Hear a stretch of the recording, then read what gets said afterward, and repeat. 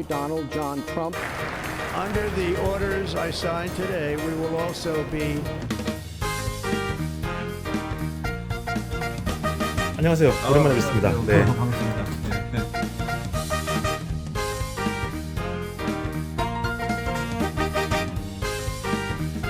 트럼프 대통령이 지금 재선이잖아요. 그렇죠. 처음 대통령이 됐을 때 네. 그때 어떤 변화가 있었는지를 좀 생각해 보면 네네. 아 이제 이게 다시 어떻게 변하겠구나를 알 수 있을 것 같은데 그때 좀 네네. 어떠셨어요?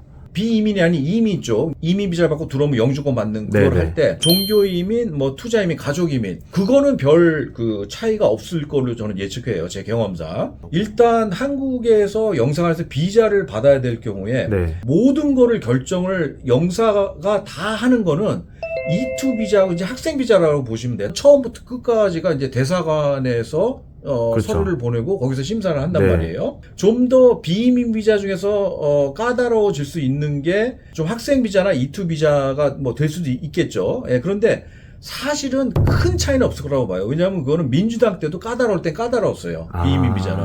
트럼프 그래서- 대통령 한 다음에 변화가 그렇게 많이 그러니까 없었어요? 그렇게 큰 변화가 없었어요. 거기에 대해서. 그런데 또 많이들 하시는 취업 이민에는 큰 변화가 생겼었어요. 인터뷰 때예요. 인터뷰 때. 영사가 질문을 몇 배를 더 많이 할 거예요. 엄청 많이 할 거예요. 근데 질문을 하는데 말도 안 되는 질문, 연관도 안 되는 질문, 혼동되는 질문, 억지 부리는 질문 이런 걸 막 해요. 거기에 답을 하다가 이제 혼동을 하고 말 실수를 할 수가 있어요. 네. 그럼 뭘 찾으려고 그러는 거예요. 그런 식으로 질문해서 꼬투리를 잡으려고 그래요. 네. 그거는 안 해주려고 하는 건가요? 아니면 전에 안 그러다가 이제 했었던 게 트럼프 시대 때. 네. 그러니까 취업인민에서 노동청 단계의 변호사비와 광고비는 원래 고용주가 내야 돼요. 근데 현실적으로 모르고 그냥 신청인이 내는 경우도 있잖아요. 네. 보통 그걸 문제 삼은 적이 없는데 트럼프 시대 때 그거까지도 이제 질문을 하는 거예요. 그건 전혀 예상하지 못했던 질문이기 때문에 누가 냈지? 막 이렇게 헷갈리기도 하고 답 못하고 그러면 문제가 될 수 있다. 이런 그러니까 걸 노리는 거네요. 사실은 이제 변호사가 미리 말을 해주는 게 정상이죠. 아니 인터뷰를 했는데 내가 이렇게 질문을 했는데 이런 말들 하는데 이게 말이 되느냐 이상하다. 너네 이거 승인해준 게 맞느냐 재검토를 돌려보내요. 재검토를 하고 대다수의 케이스는 이미 근데 시간이 걸려요. 시간을 끄는 거예요. 네. 시간을 끄는 이미국에서 거구나. 네. 제가 좀 안타까웠던 건 그래도 그걸 승인을 시킬 수가 있어요. 네. 방법이 있어요. 네. 그러니까 사실은 변호사하고 계약을 어떻게 했느냐에 따라서 변호사비를 누가 냈느냐가 바뀔 수가 있어요. 사실은. 근데 충분히 그걸 쉽게 넘어갈 수가 있는데 네. 한국에 그냥 사시고 한국에서 그냥 있으면서 어떻게 미국 면허 따고 이런 분들이 그러면은 이거는 이 케이스는 안 되는 거다. 그리고 자진 철회를 요청하게끔 해서 그렇게 하는 케이스를 봤어요. 그렇게 할 필요는 없다는 거죠, 그러면. 네, 절대 그렇게 하면 안 되죠. 싸워야죠. 싸워야 되는 네, 거죠. 싸워서 이기는 거죠. 네. 그거 왜 그러냐면 그 인터뷰 때 문제를 삼았던 그 문제뿐만 아니라 다른 문제까지 수많은 문제를 삼았던 모든 케이스들이 궁극적으로 다 승인이 됐어요. 나중에. 안 될 거라고 생각을 하고 포기를 하시는 분들도 있으세요. 이민 청원서가 리어펌이 되고 다시 인터뷰를 할 수 있는데 시간이 그 사이에 지났잖아요. 네. 근데 포기하고 마음을 바꾼 분들도 많아요. 그냥 인터뷰 안 가겠다. 미국에 안 가겠다. 이런 분들도 많아요. 그런데 끝까지 기다리시고 미국에 오려고 그러신 분들은 다 됐어요, 결국은. 그렇게 이상한 질문들을 많이 하고 하는 게 네. 포기하는 사람을 늘리려고 하는 거네요. 그거는 분명히 내부적인 그 명령이 떨어진 거예요. 그렇지 않으면 네. 한국에서 이민 비자는 굉장히 쉽게 됐었어요. 취업 이민.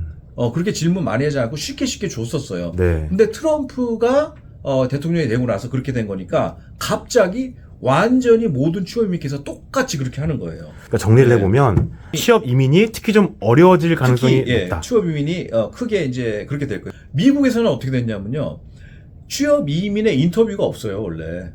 전혀 없는 건 아닌데, 한 20, 30개 중에 하나가 있을 수가 있죠. 네. 없다라고 보시는 게 맞아요. 근데 행정명령 하나로 단 한 케이스도 안 빼놓고 모든 케이스를 취업 이민 케이스는 다 인터뷰를 하게 했어요. 100%. 네. 또 미국 안에서도 그럼 인터뷰 가기 전에 프랩을 굉장히 변호사가 디테일하게 해줘야 돼요. 근데 프랩만 법에 맞춰서 완벽하게 그 변호사가 준 시나리오대로 프랩을 하면 네. 거부할 수가 없어요. 할 수가 프랩이란 없어요. 건 이제 준비라는 거 그래서 말씀하시는 예행 거죠. 연습을 하고 네. 어떤 질문을 할 것이고 뭐뭐뭐를 미리 준비해 가지고 가야 된다. 그런 걸 정확하게 해가지고 하면 법을 근거로 해서 거부를 할 수 없어요.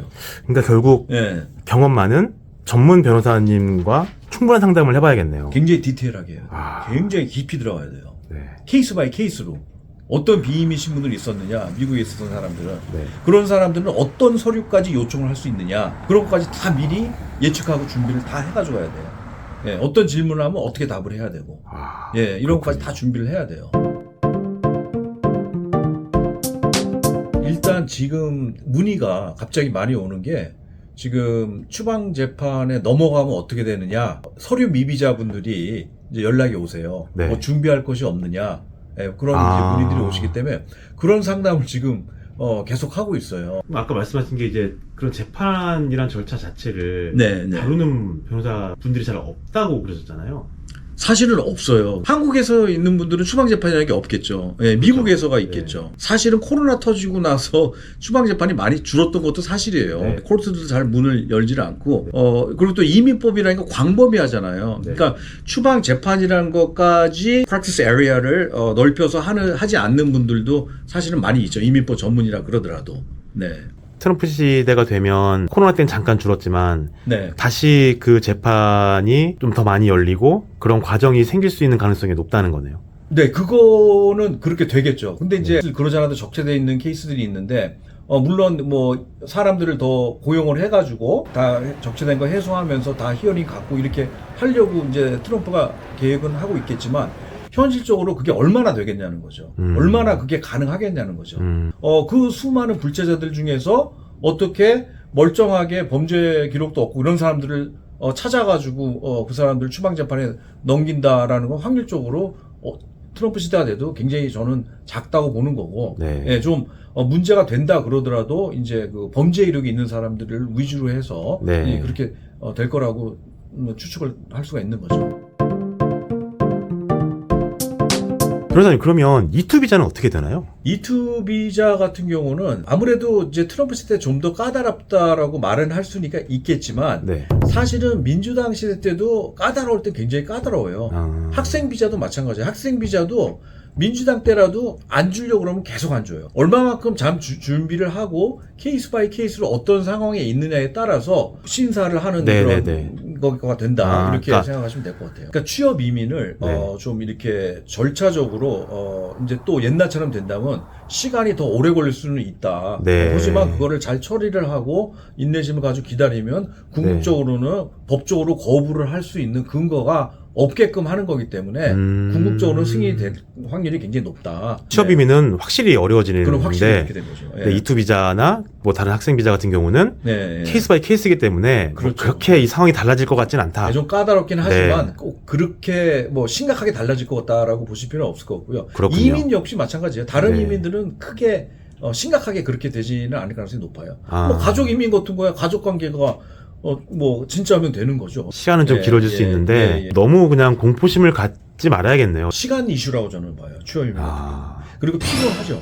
예, 피곤하게 하니까 네. 인터뷰 할 때도 그렇고 힘들게는 하는데 피곤하게 구는 거와 시간 걸리는 걸 참으면 궁극적으로는 승인이 되는 게 대다수의 케이스 거의 다. 예, 그렇게라고 보시면 될 것 같아요. 예, 변호사님 21년 경력으로 보시면 결국은 취업 이민만 좀 어려워지지 나머지는 결국은 준비를 많이 하면 된다. 미국 안에 있는 분들은 취업 이민 경우에 인터뷰 갈 거를 잘 준비를 해서 인터뷰를 하시면은 된다. 한국에 계신 분들 역시 취업 이민 인터뷰를 잘 준비를 하시고 이 케이스들이 다시 미국으로 돌아와서 재검토를 하고 그리고 다시 한번 이민국에서 재승인을 해주고 그 다음에 다시 인터뷰를 해야 되는 절차는 거칠 수가 있지만 그래서 시간이 오래 걸릴 수 있지만 궁극적으로는 이민 비자 승인 받고 영주권을 받을 가능성이 굉장히 높다. 네, 그렇게 이해하시면 될 것 같아요. 네. 크게 걱정하진 않으셔도 되죠. 걱정 안 하셔도. 네, 네.